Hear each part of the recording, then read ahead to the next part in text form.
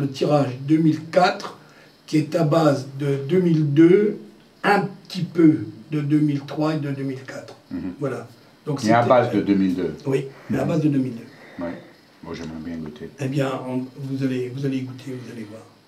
Donc tous les ans, si vous voulez, j'essaye de respecter les proportions, mais ça peut varier parce que le 2003 était un vin très lourd. Oui. Donc il n'y avait pas beaucoup non plus. Puis il n'y avait rien en plus.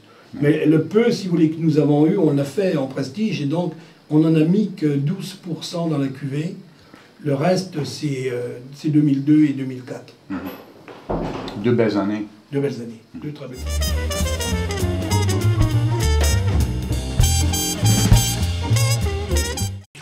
Et comment j'ai fait des études comme tout le monde qui m'ont apporté certaines choses, mais finalement comment j'ai appris à faire du vin mais sur papier on va dire. Et quand je suis arrivé à l'exploitation, je dis bah pourquoi tu fais pas comme ça? Pourquoi tu fais pas comme ça?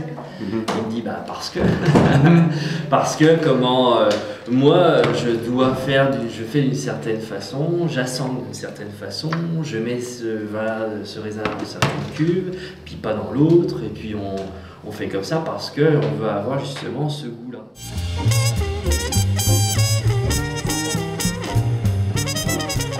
C'est un champagne qui est fait comme tous les autres, hein. Donc pas du tout de barrique, ni grosse ni petite.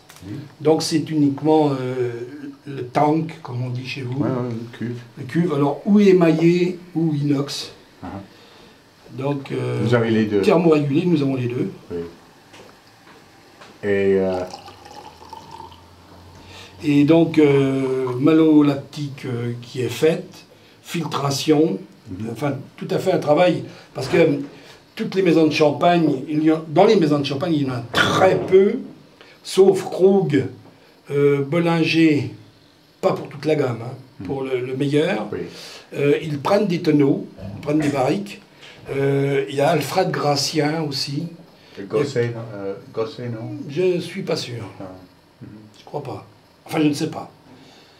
Mais toutes ces maisons, si vous voulez, ont plutôt des techniques modernes. Donc, mais je pense que malheureusement, les techniques modernes ne valent pas les techniques anciennes. Personnellement, je le pense. Et si je devais un jour, si j'avais plutôt une clientèle, des gens qui achètent que du fleur de passion, je n'aurais plus du tout de cuve. Que des tonneaux.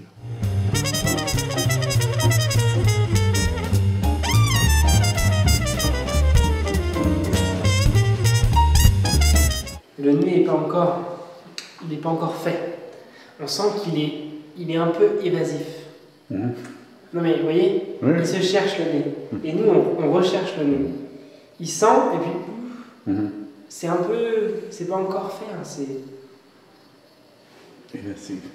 c'est pas très ouvert. Vous voyez, ouais, c'est évasif. Ça c'est pas prêt.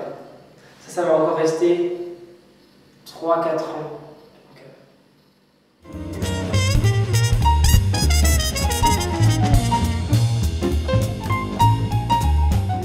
Qui a été mis de cette année.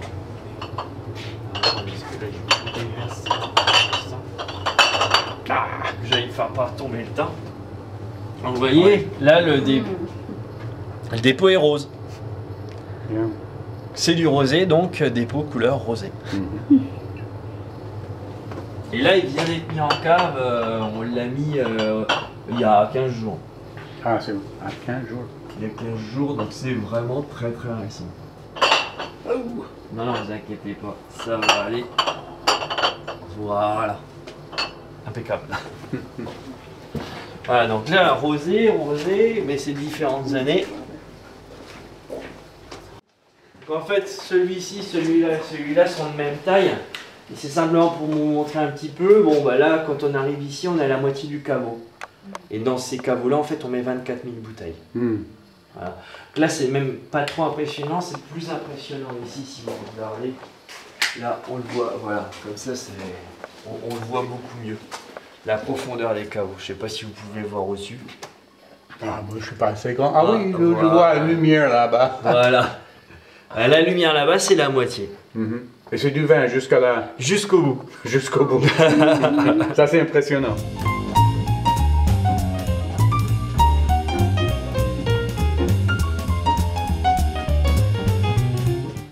Donc ça, bien sûr, à table, il n'y a pas de souci. Avec des foie gras, même du thon, un peu, des pavés de thon rouge avec une sauce un peu foie gras, crème, ça tient parfaitement. Faites la cuisine vous-même? Oui. Ah oui. J'adore.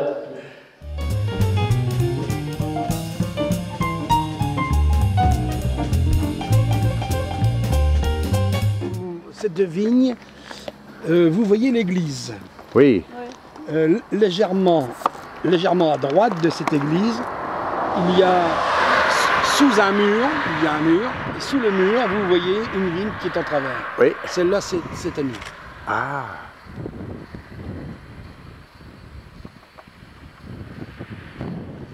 C'est là.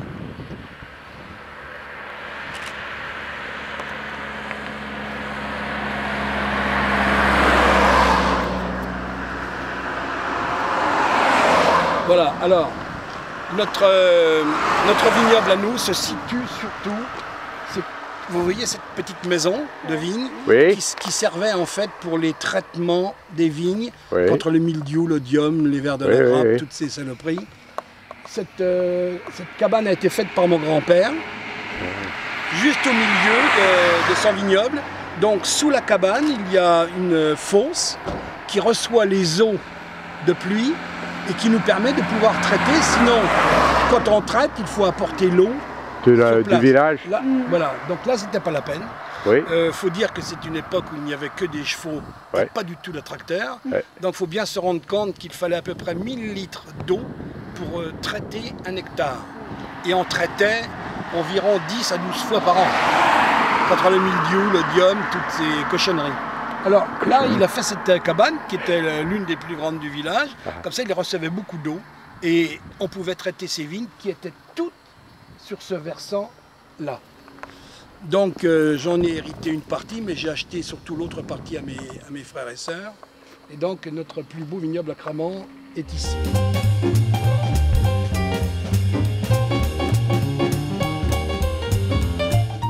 Pied par pied. Ensuite, ces pieds, on va les mettre une ficelle. Et à la taille, on garde les bois. Et ces bois, on les met en pépinière pour faire des plants. Ils mettent le porte-greffe américain et ils font des plants. Voilà. Donc on fait des essais sans porte-greffe. En France, Vous avez même des vignes qui poussent sur le propre racine. il y en a quelquefois ça réussit, mais pas entièrement. Mais en ce moment, on va essayer de recommencer. Et donc voilà, donc on se sert de ça. C'est pour ça que la parcelle, le nom de cette cuvée s'appelle Les Beaux Regards, parce que c'est le nom d'une parcelle qui nous donne ces qualités des bois là, et ces fruits-là. C'est une parcelle qui est magnifique, qui a été plantée au début du siècle 1900 par mon arrière-grand-père. C'est-à-dire que c'est les vignes, c'est pas les vignes de 100 ans. Si. Ah oui. Les vignes ont plus de 100 ans. Ah oui. Et en fait, on entreplante. On n'a jamais tout arraché. Oui, ça je comprends. Dès qu'il y a un pied qui meurt, ça arrive, on remet un pied. On remet un pied. Et on se sert de ces bois-là, c'est une vigne mère, pour entreplanter toutes nos autres parcelles. C'est la démarche qui est intéressante. On garde le patrimoine génétique qui a été sélectionné. Parce qu'avant, au début du siècle, c'était des sélections bassales. Maintenant, il y a les pépiniéristes qui veulent vendre des plants et qui proposent leur sélection, mais ce n'était pas les sélections du terroir.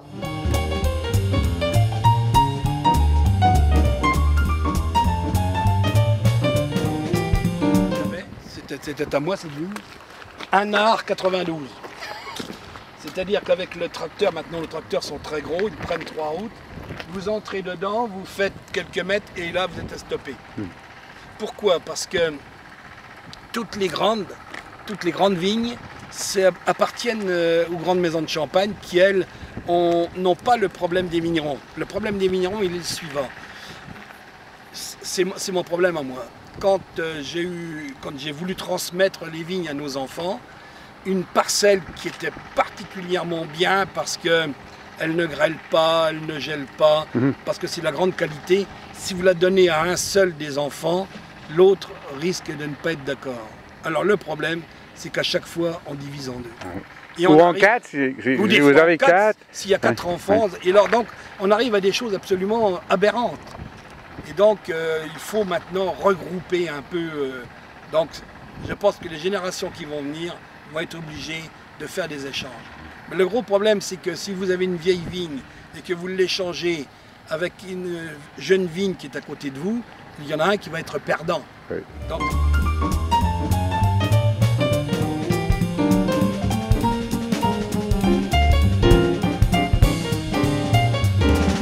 comprendre quand même les vieux, enfin nos parents. Les vieux, ben c'est de mon âge, moi j'ai de l'âge 50, 55, hein. Comme mon père. Les vieux, il dit là, non, les vieux. Pas les générations d'avant. Ouais. Parce que ils ont été vraiment endoctrinés par beaucoup de vignerons, de maisons, de négociants, qui eux ont fait des choses. Et les vignerons se sont dit, mais si les négociants, les grandes maisons, le font, c'est que c'est bien. Oui. Parce que c'est des gens qui avaient étudié, qui ont des ingénieurs et tout ça. Donc c'est bien. Et c'est pour ça que toute la Champagne est comme ça aussi. Hein.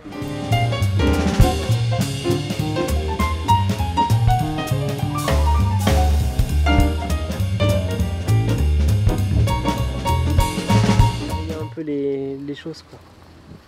Ça se réveille, tout le monde se réveille. Ouais. It's dead. Voilà. It's really remarkable to see that. Je parle pour l'appareil. It's really remarkable to see this because here it is alive and just next door it's dead. And next door is where between the rows the grass is kept down with herbicide. Because it makes the life of the farmer easy. Raphael says they can go on vacation. Here it's a little more work. Pass out. Look at this. It's all alive. It's beautiful.